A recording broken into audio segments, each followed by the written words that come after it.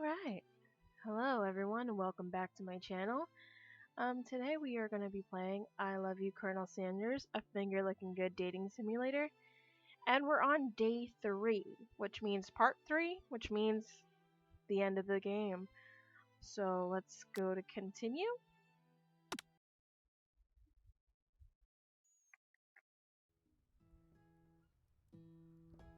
Oh, I forgot we start in his house. Alright. I gotta turn up the volume. Alright. You awake to a beautiful morning in Colonel Sanders' hideaway.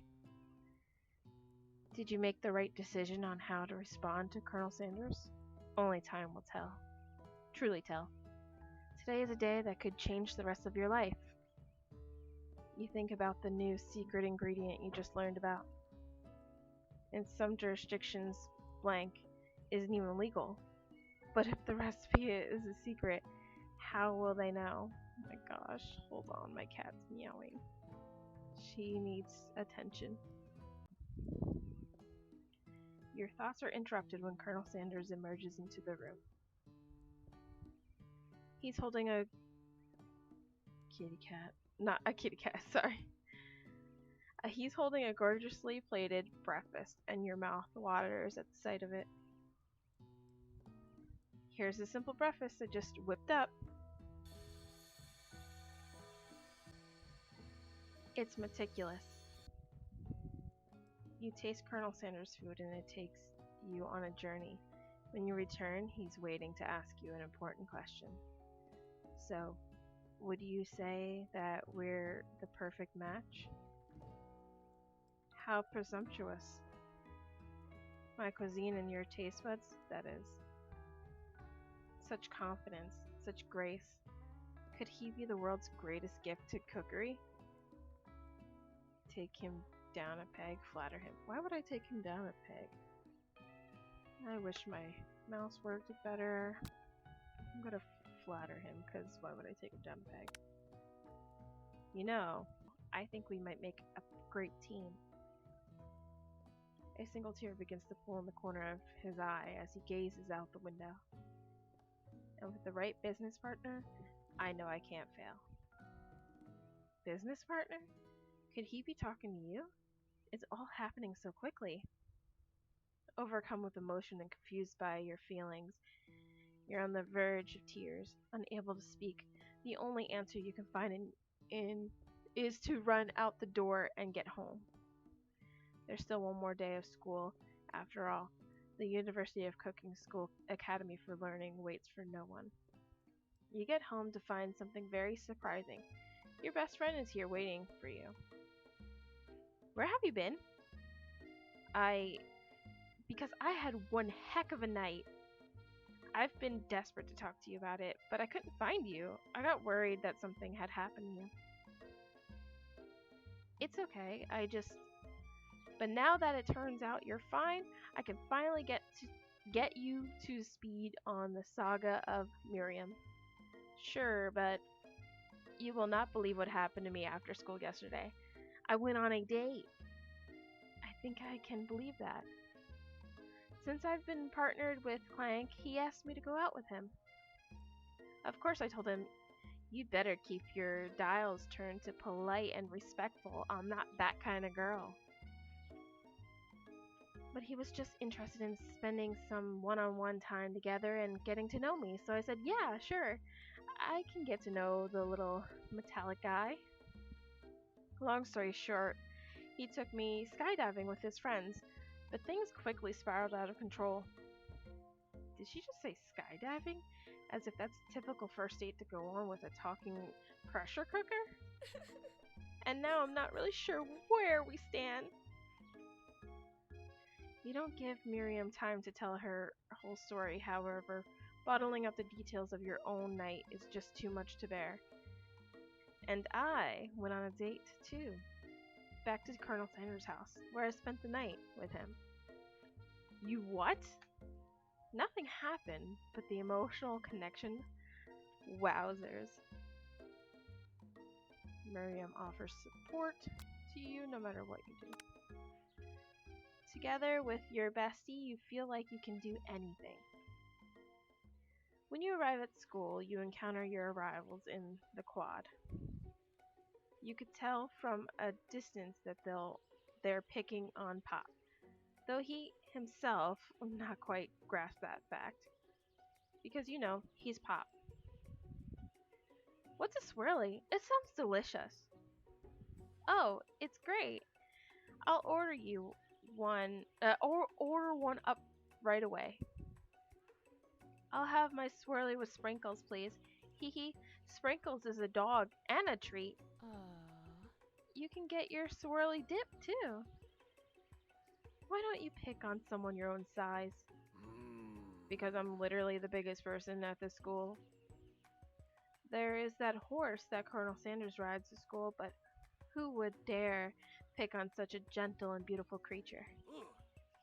You've got some nerve, Raven, suggesting I'd pick on a defenseless horse. Now you're just twisting my words, and I won't have it. You clench your fist, but the injury from yesterday's mixer accident makes you wince in pain. Doesn't look like you can go on cooking like that. Might as well just give up. I'll never give up. Ever. Colonel Sanders arrives just as it appears things are close to boiling over. A naturally intuitive person, he senses that something has been going on. Is everyone excited for the final day of school? Raven, how's the hand feeling?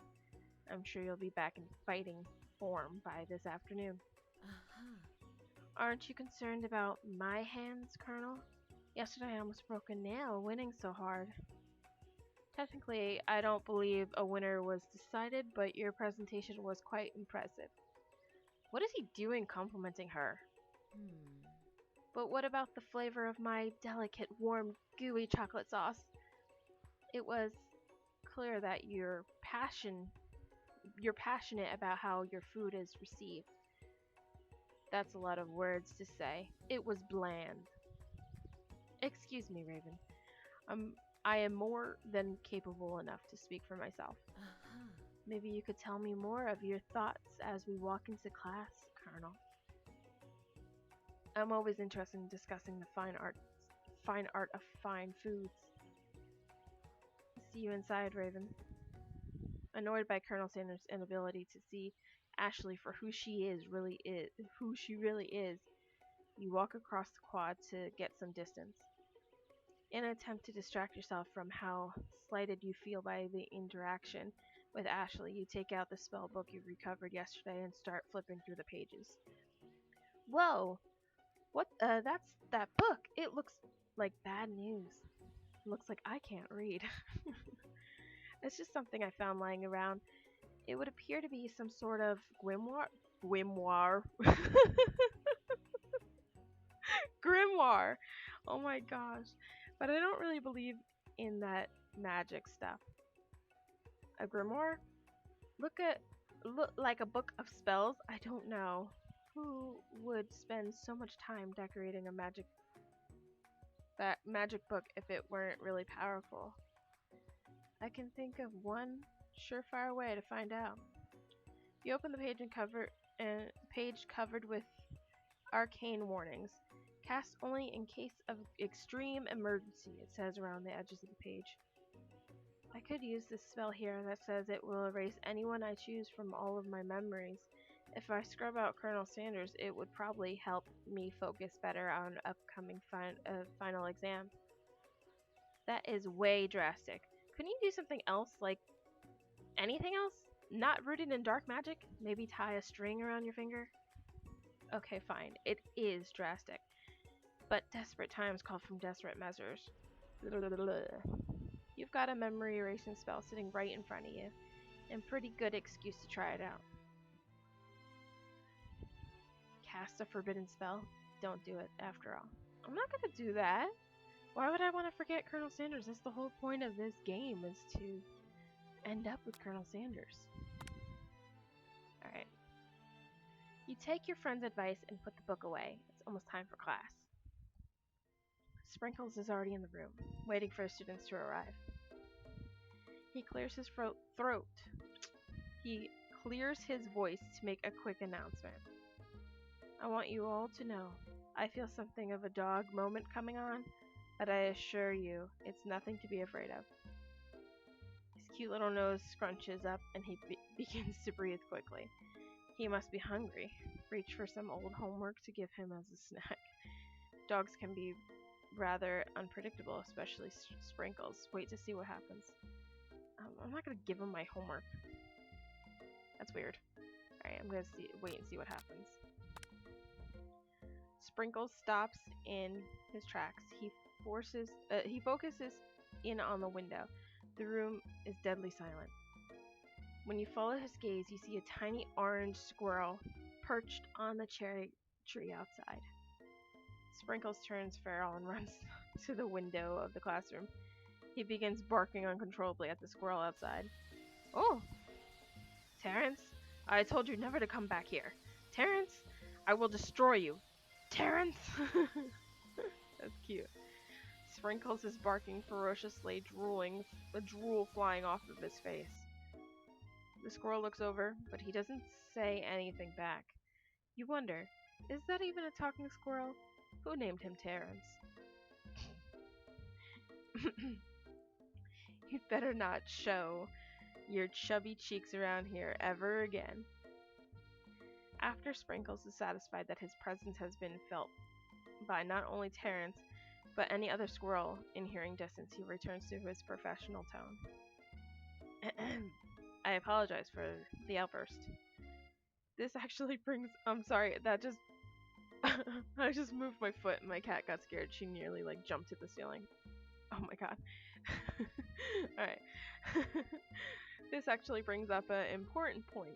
Thank you, Raven, for reminding me to dole out this indispensable bit of wisdom. Sorry, I'm blind. You see, but before he can go any further, Miriam's love drama spills over into the class.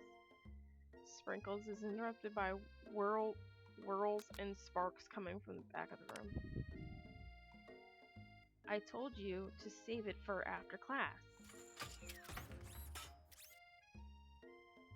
You think I wanted to be thrown from a plane? Strapped to a stranger? Miriam and Clank appear to be arguing, but you still haven't learned to speak Clank's language of mechanical noises. But no, you have to show off to your cool kid friends Jeff and Joan. J and J forever. Watch us form a triangle in mid-air as we descend.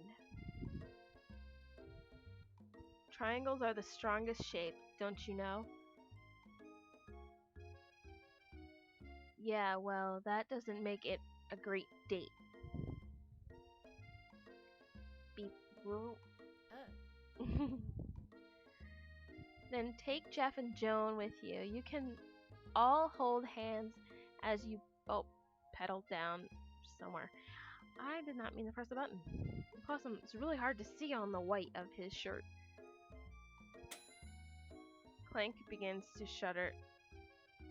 Steam pours out of his gaps in his panels, and then a loud ding stops him in his tracks. Whoa. No amount of seasoning is going to make me want to eat that, Clank.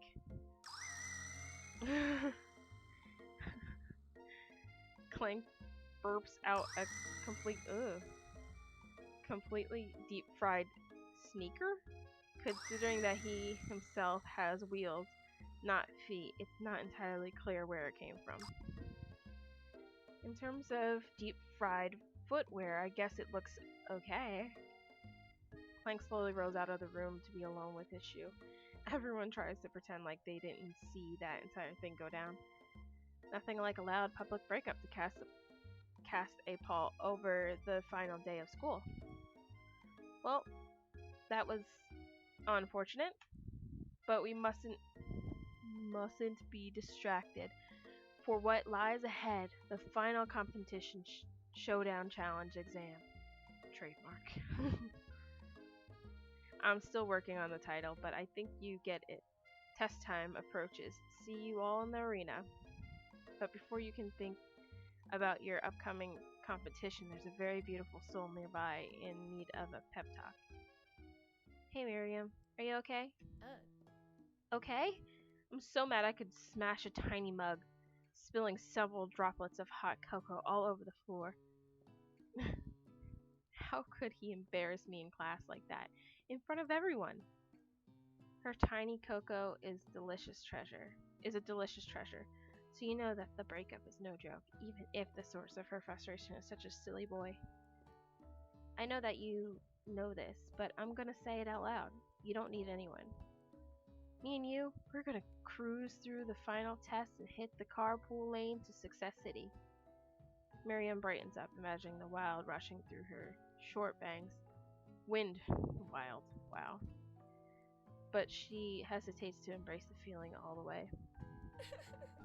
You're not going to saddle up on Colonel Sanders' stallion and ride off into the sunset without me? Of course not. Well, maybe, sorta, but I'm sure there's a pony out there with your name on it and a ranch big enough for both of us and whoever else we want to bring along. If it's not Pop or Clank or anyone else you meet today, tomorrow, or the whole year, so what?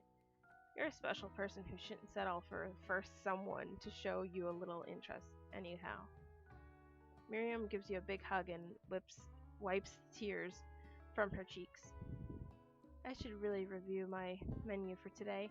I'm gonna make a very special soup. And I bet the professor dog is gonna love it up. Love it up? Oh, okay, I read it right. While you were pep talking Miriam, you completely missed lunch. But that's okay, because you had a better idea of how to spend the time before your exam. You've decided to head to the arena early to practice a dish. That is it, the location of your final challenge. A test of will, test of courage, a test of talent, and a chance to beat the pants off of Van, the supposed man, and his eviler counterpart, Ashley. As planned, you begin to run through a quick test of a recipe you've been working on. Raven's famous chicken pot pie. I do love KFC's chicken pot pies, I ain't gonna lie. They're like giant too. I love them. Playing this game makes me want Kentucky Fried Chicken so bad. After practicing for months, making this dish comes second nature to you, and you're able to quickly get a fresh pot pie in the oven. But as soon as you do, your cram session is interrupted by Colonel Sanders. Look at those petals. Raven, what are you doing here? There's still time before the final exam. Oh, just taking it all in. I'm big into visualizing success. I'm looking at my station and picturing victory. The pot pie has begun to bake, and the smell is slowly filling the space around you. Visualizing, huh? That's too bad. I was hoping you were here cooking something delicious. That's like my favorite pose that he does too, by the way. You'd usually happily share your food with anyone who is hungry, but the last time you let Colonel Sanders get in your head, it cost you a cook-off. You decided that it's time to put your cooking above your romantic desires, but that decision gets hard to stick to when the oven timer goes off behind you. Ignore it like there was no sound at all. Fess up about your practice dish. I'm going to just fess up. I love Colonel Sanders, okay? Okay, you got me. I'm doing a little bit more than visualizing. I know, my nose can smell a pot pie from 400 yards. Whoa, 400 yards, huh? That's an oddly specific distance, but you'd expect nothing less from such an oddly specific man. You knew I was a pot pie. You knew it was a pot pie just by the smell. Not just a pot pie, but a chicken pot pie with all butter crust.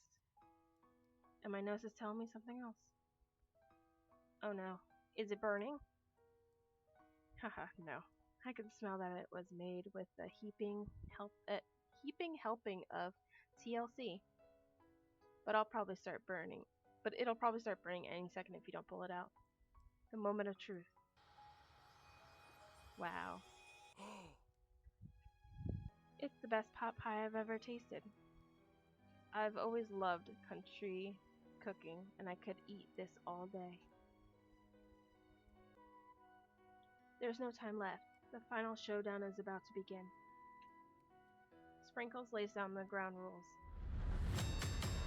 There are no rules, that is, except to cook with everything you've got. You step up for the cook-off of a lifetime. You decide that mac and cheese, plus the pot pie you've been practicing, are just the dishes that'll push you over the edge to victory. Meanwhile, both Van Van and Ashley are prepping wildly elaborate dishes per their unusual over-the-top selves. Miriam has her giant magnifying glass and several sets of tweezers. She's definitely prepared to go big, going small. Colonel Sanders seems to be harnessing his 11 herbs and spices, but he's trying to find a way to improve on something perfect, his original recipe, fried chicken. The intensity in the room starts at full 10 out of 10, with a frenzy of action. Everyone was calling out really cool special cooking moves as they prepare their food. Wow, this is getting serious. Colonel Sanders batters his chicken as it levitates through the air. Egg wash. Or wash. Miriam firstly injects ingredients into a itty bitty pot of broth. Best friend Baster Blaster. Gosh, they're just really not letting me read. Van Van flexes his pectorals as he chops open a sea urchin. Let's rock and roll. Or roid. Oh my god, I couldn't see that either.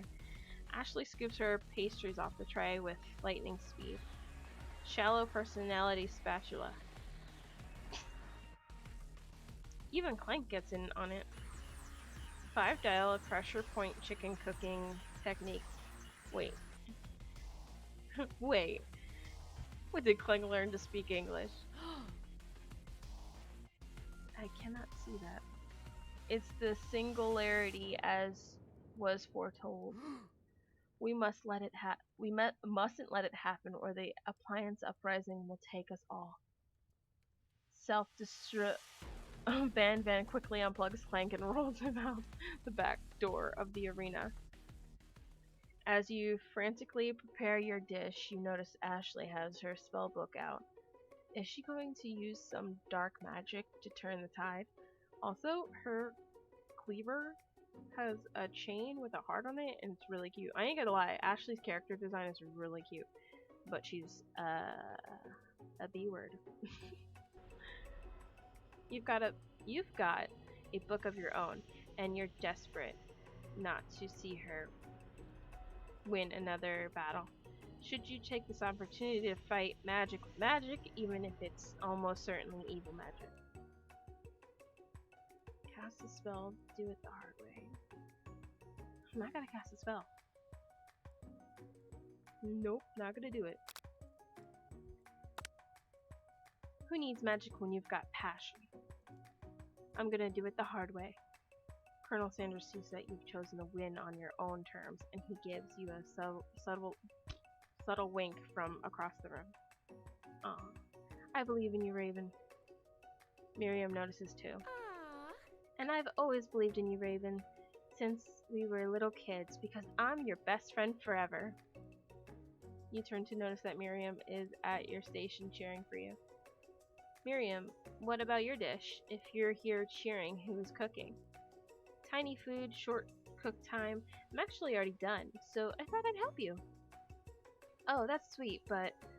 Miriam tosses a handful of spices directly into your boiling noodles. Aha! It's a secret ingredient! However, she doesn't know that you lied and the ingredient was made up. And where in the world did she get an eye of newt from? The boiling pot explodes, sending Miriam flying backwards. The watery noodles begin to swirl in the air, bubbling up into a dark cloud that thickens and congeals before your very eyes. It is I, Steve, the spork monster. Steve, wait. What happened to Gorgo? You're not here to battle me, are you?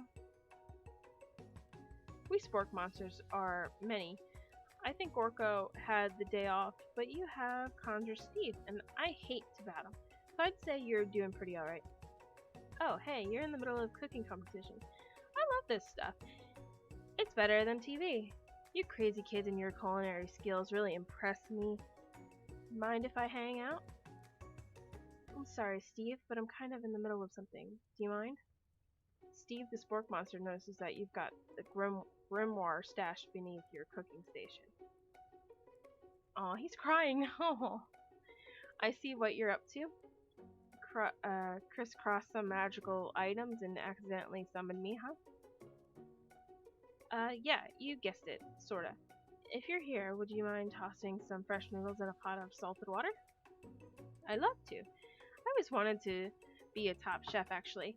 You know, when I was just a little spork pup back in the old country, you can feel Spork Monster winding up to tell a very long and involved story. You don't know exactly where they come from, but it seems like it was probably lonely there. Actually, you know what? Maybe you should watch from the stands. I really need to focus on this competition. I understand. It's kind of that time in the monster school that I had fallen asleep during scare tactics class, and when I woke up, he tossed a serious stare at Steve and he takes the hint. Never mind. I'll tell you later. Good luck. Having suffered this huge setback, you don't know how you could ever win. You summon extra power from deep down within yourself. Give up. Yeah, I'm gonna give up. Give up and drop out of culinary school. How about no? I can do this. I have what it takes. I came here to win. Your hair turns mac and cheese orange as culinary energy throws through your body. My heart is pure, my hands are steady, my taste buds have been preparing their entire lives for this.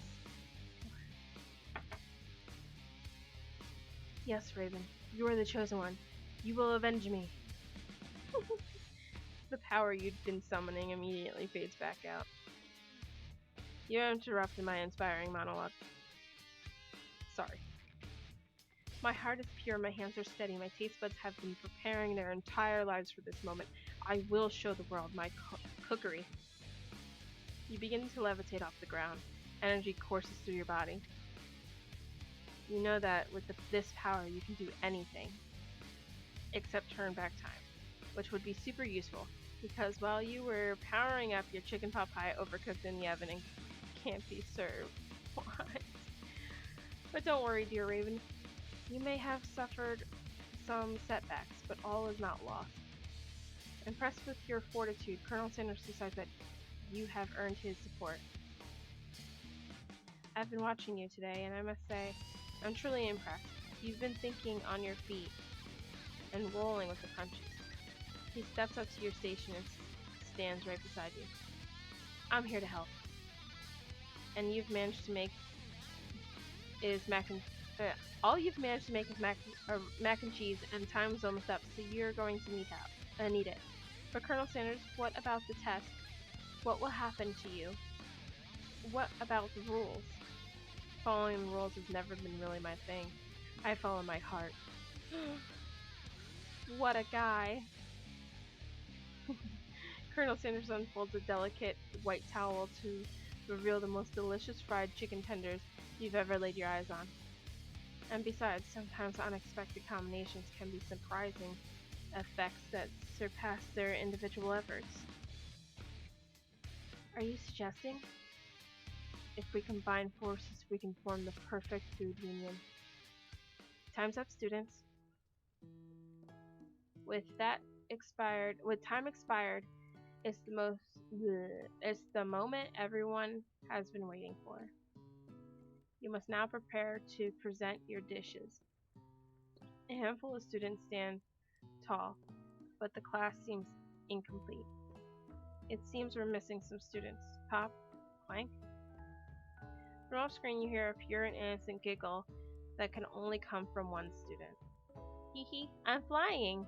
Oh gosh. It sounds like it's coming from the broom closet over there. Miriam, would you mind? Inside of the closet, you see Pop hanging on a broom hook by the elastic of his underpants. Pop, get down from there, right now. Let me guess, did Van have something to do with this? When someone asks for a wedgie, who am I to refuse? I thought a wedgie was a salad. It looks like Pop is eliminated from the challenge, seeing how he didn't cook anything. I can't feel my legs. May I be excused? I like the little ghost that comes out of his mouth. Sure. You kids and your pranks, I must say, it's not the worst prank in UCSAL history, but it's not exactly yearbook material. Wait a second. Pranks? Pranks? Clank? Where did the pressure cooker roll off to? You wait to hear a signature whir, beep, or other onomatopoeia. But there's none. Somehow he must have gotten unplugged, I guess. We'll have to figure that out later. That leaves only 4 remaining students. Please, collect your final projects. Yes, it has been a long semester. Wow, 3 whole days long. But after days of hard work, the time has come for me to eat. Miriam, please step forward. Now, describe your dish. I've made... That's so cute. Tender udon noodles in savory soup. Udon noodles. My word, it's so delicate. Is that a teeny tiny narutomaki I spy afloat in this itsy bitsy bowl? Yes, Chef. Please call me Sprinkles. Chef is my father's name. Yes, Sprinkles. And some green tea made from baby tea leaves that I picked myself. Sprinkles carefully sniffs around the dish before opening his mouth and letting just the tip of his pink dog tongue dip into the bowl. Sublime! Would anyone else like a taste? Oh, come on, I'm not one of those dogs who doesn't floss. I even have a really cute electric toothbrush for dogs. Fine, I'd enjoy it all by myself. And in a flash, the entire meal has been devoured. Not that it took much, it was less than a thimble's worth of soup. A+. Rarely do I taste a dish that has so much love put into it as yours. Miriam is overjoyed. She gives you a huge hug. Thank you, Raven, for helping me to believe in myself. Van, you're up. Now describe your dish. I made... Oh my god. Uni over smooth egg custard in an axe hem urchin shell topped with caviar.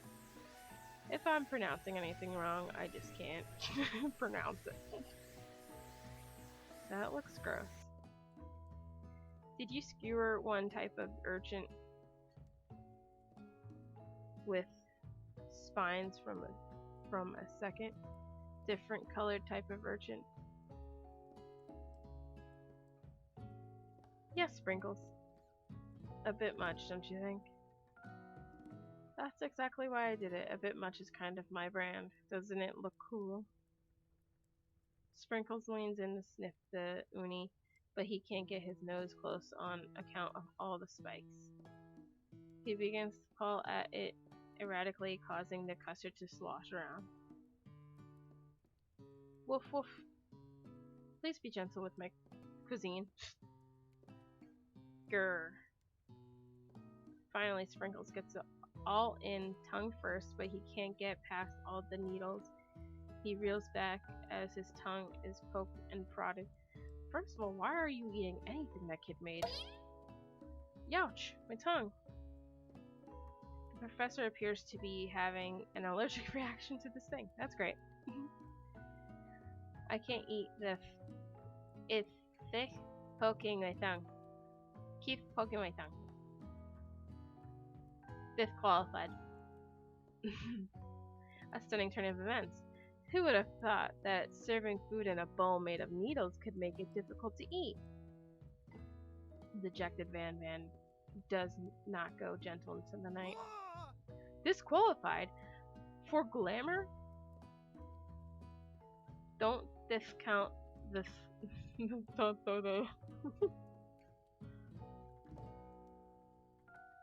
This isn't the last you've heard of me.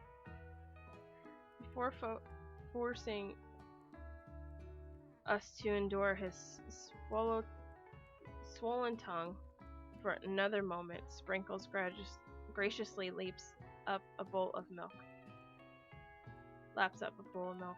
Harley, can you get away?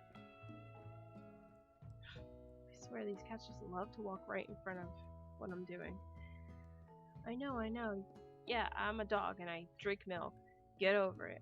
Sometimes it helps calm my agitated tongue. Next student, Ashley, it's time to step up. Now describe your dish. I made orange blossom Turkish delight in a light rosewater syrup topped with French meringue and connected to sugar glass. I mean, that's cute. That actually doesn't sound too bad. Indeed, it's quite delicious. However, I'd ask that you please refrain from eating it or attempting to taste it in any way. It's very fragile and meant to be a display piece. What? Don't eat the food at a cooking school? Got toast in your eyes or something, Raven? I told you, it's a display piece. Actually, I must say, it is beautiful. However, this is a cooking competition at a cooking school. Yeah, which is why I cooked it and did an extremely good job cooking it too. I didn't realize that we were having an eating exam. If I wanted to be judged on eating, I'd go to the College of Eating, School for the Hungry.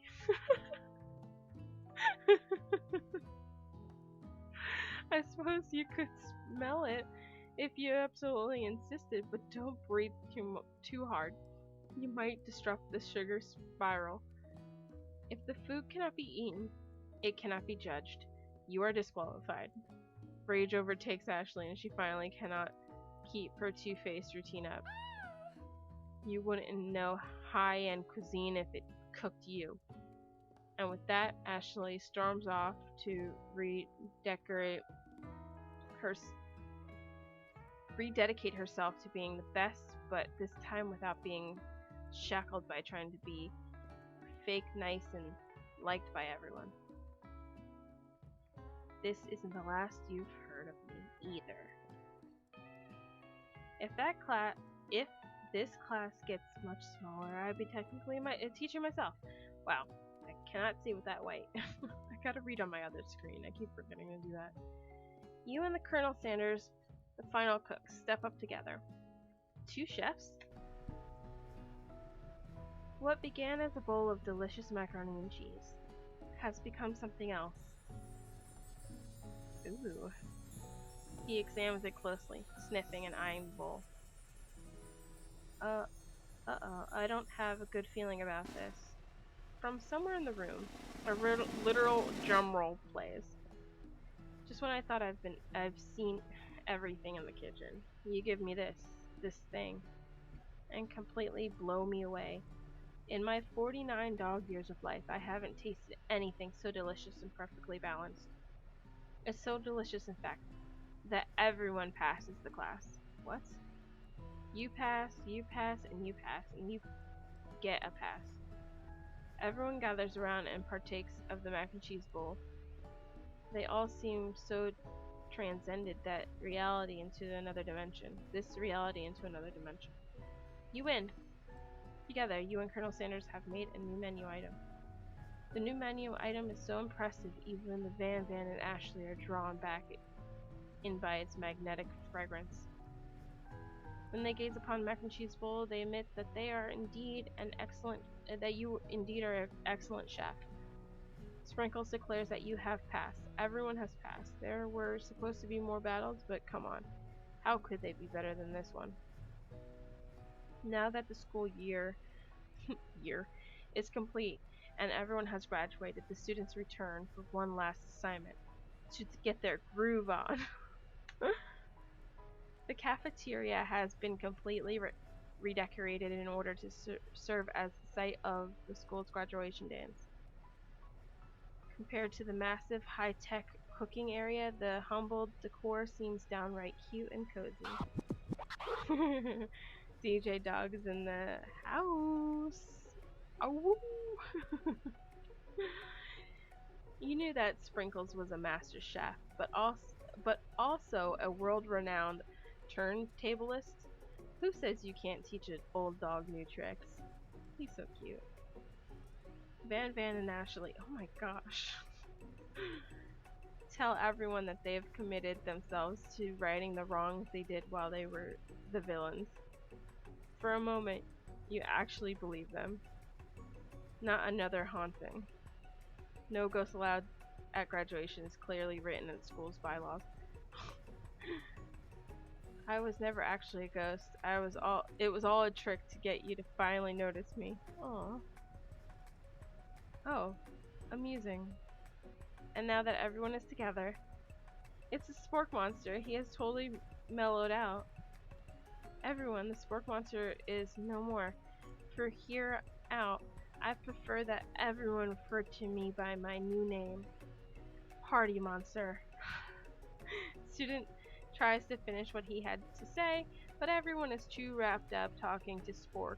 Sorry, Party Monster. Dejected student walks off. Maybe things didn't work out for Miriam romantically, but she found the love in cooking. In her cooking. And you know she's gonna do great. She's cute. A red carpet rolls out across the floor of the ballroom. It's like a Hollywood movie premiere. Who could commend such an entrance? It's Pop! He's arrived late to the dance, but apparently for a good reason. Walking the carpet, you see perched atop his dirty chef's hat. A crown? Welcome back, Pop. I know you weren't able to complete the final exam and accept your diploma, so we had it mailed directly to your father. We figured it was the least we could do for the school's dean. Oh, now I get it. And we get a new wing on the school. Not to mention the honor of educating the son of the chancellor of such and such. I was like, what is that word? Such and such. So they gave him a diploma, and he is horrible at cooking, and it could probably kill people. That seems nice. The music of the dance is interrupted by the sound of sparkling and electrical hissing. It's Clank, who has arrived late to the dance. Now that I have graduated, I can reveal my truth. Whoa, he's still doing the talking thing. I am Clank, and I am not of this earth. I am actually from a faraway planet in another dimension. What? What? I actually feel like I knew this the whole time. Now that I have learned the ways of your kind, I must return. Miriam, will you come with me? I don't know what to say. Besides, no, obviously. I've just begun to learn who I really am.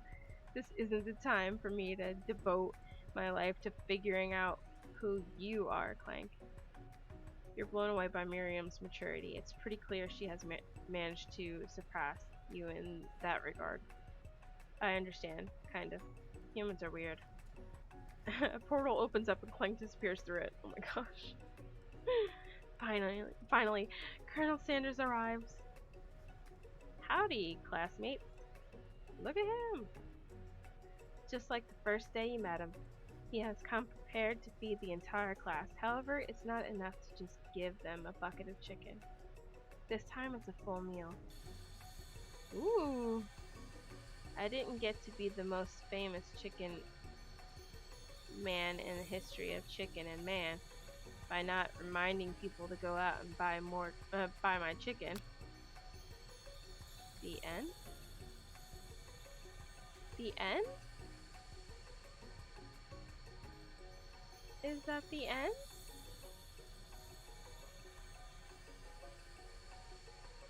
So, do I not... What? What? wow. I guess that's the end. So we don't run off together or anything? I'm very disappointed in that. Maybe there's other endings? Huh. I wonder if I can go to different endings. Well, anyway, that was the last part of I Love You, Colonel Sanders, the figure looking good dating simulator. Unfortunately, I guess I didn't get the ending where we run off together. I don't know how many endings there is to this game, but I'll put the link down below where you can get said game and see all the endings for yourself. So if you like this video, please give it a like, and if you haven't already, please subscribe. It's free. So until next time, I'll see you next time. Goodbye.